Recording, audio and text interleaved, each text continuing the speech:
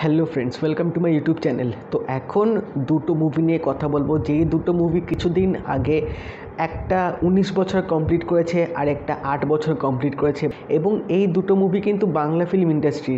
হ্যাঁ, আমি জানি আমার মানে এইটা স্পেশাল ভিডিওটা করতে একটু লেট হয়ে গেছে, বাট ভাবলাম ভিডিওটা করেই ফেলি।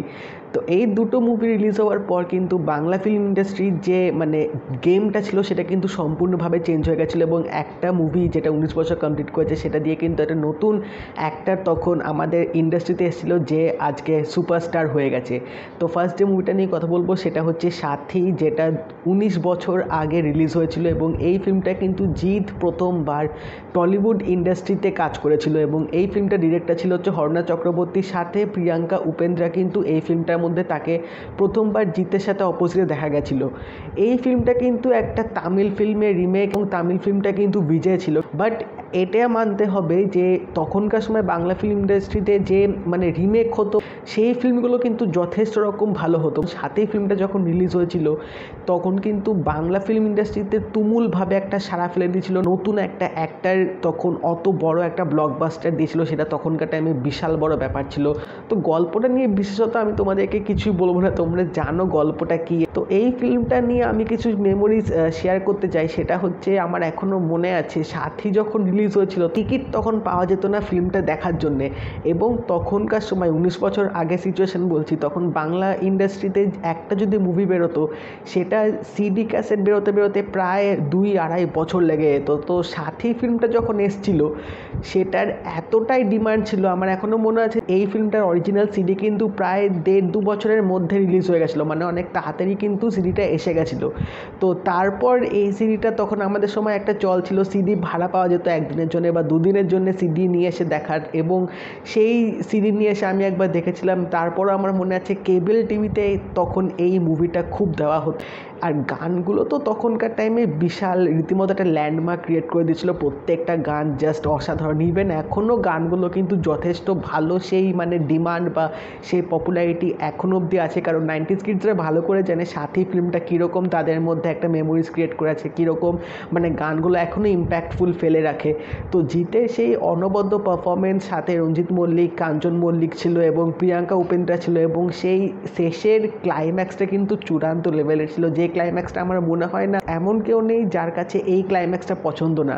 তো আমার মনে হয় এই ফিল্মটা বাংলা ফিল্ম ইন্ডাস্ট্রিতে অল টাইম বেস্ট হয়ে থাকবে, এবং আমার মনে হয় জিতের ক্যারিয়ারে টপ 5-এর মধ্যে সাথী অলওয়েজ থাকবে।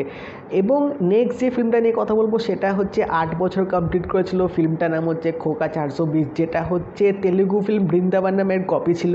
অরিজিনাল ফিল্মটাই ছিল হচ্ছে জুনিয়র এনটিআর।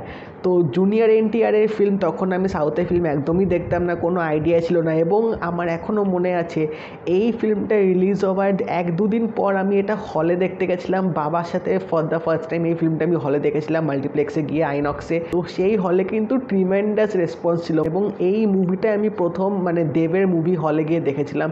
তো আমার কিন্তু বস দারুণ লেগেছিলো ফিল্মটা, কারণ মানে দেবের সাথে তখন শুভশ্রী ছিল প্লাস নুসরাত ছিল, এবং তখন একটা ট্রেন্ড উঠেছিল যে একটা হিরোর সাথে দুটো হিরোইন থাকবে। তখন এই চলটা কিন্তু খুব চলছিল যে একটা হিরো দুটো হিরোইন থাকবে, এবং এই ফর্মুলাটাও কিন্তু হিট করে যাচ্ছিলো। এই ফিল্মের ডিরেক্টর ছিল রাজীব বিশ্বাস, এবং তখন রাজীব বিশ্বাসের সাথে দেবের যে কম্বিনেশনটা সেটাও মারাত্মক ছিল, কারণ তাদের পাগলু ফিল্মটাও হিট হয়েছিল। তো খোকা 420 ফিল্মটাও কিন্তু আমার দারুণ লেগেছিলো, মানে out and out pure masala entertainment বলা যেতে পারে। ভরপুর অ্যাকশন ছিল ফিল্মটার মধ্যে, এবং মানে স্টোরি যে কনসেপ্টটা যেভাবে এক্সিকিউশনটা করেছিল সেটাও কিন্তু বেশ দারুণ ছিল, এবং গানগুলো তো তখনকার টাইমে জাস্ট চার্টবাস্টারে হিটস হয়ে গেছিলো। এবং তখন কিন্তু দেব আর শুভশ্রীর জুটিটাও কিন্তু বেশ ভালো মতো চলছিল, এবং নুসরাতের তখন নতুন নতুন তিনি টলিউডে পা রেখেছিলেন। আমার মনে আছে এই ফিল্মটা মনে হয় বাজেট অ্যাপ্রক্স 4-5 করোড় ছিল তখনকার সময়, এবং কালেকশন করেছিল অলমোস্ট মনে হয় 7-8 করোড় যতদূর আমি জানি। ফিল্মটা তখন বলা হচ্ছিল খোকা বাবুর সিকুয়েল, কারণ খোকা বাবুতে দেব আর শুভশ্রী ছিল। তো ওইটার যে রেসপন্স, ওইটার যে হিট হয়েছিল, তারপরে কিন্তু এই ফিল্মটার সিকুয়েল করা হয়েছিল অন্য নাম দিয়ে, খোকা 420 দিয়ে। এখনকার টাইমে মানে বাংলা ইন্ডাস্ট্রির স্বর্ণ যুগ একটা সময়টা চলছিল কমার্শিয়াল, কারণ কমার্শিয়াল তখন যে ফিল্মগুলো বেরোতো মানে প্রত্যেকটা ফিল্ম কিন্তু বেশ ভালো ব্যবসা করতো, বেশ সফল হতো। তখনকার টাইমে সিরিয়াসলি রিমেকগুলো যথেষ্ট ভালো করা হতো, যেগুলো কিন্তু এখনও তোমরা দেখতে বসলে কিন্তু তোমাদের দেখতে ভাল লাগবে। তো এই দুটো ফিল্মের কিছুদিন আগে 19 বছর এবং 8 বছর পূরণ করলো, তো ভাবলাম তোমাদের সাথে কিছু শেয়ার করি। তো আমার কিন্তু এই দুটো ফিল্ম সিরিয়াসলি দারুণ লাগে, এবং মানে সত্যি কথা বলছি, সাথী এই ফিল্মটার সাথে একটা আলাদা ইমোশনস কিন্তু সবারই জড়িয়ে থাকবে।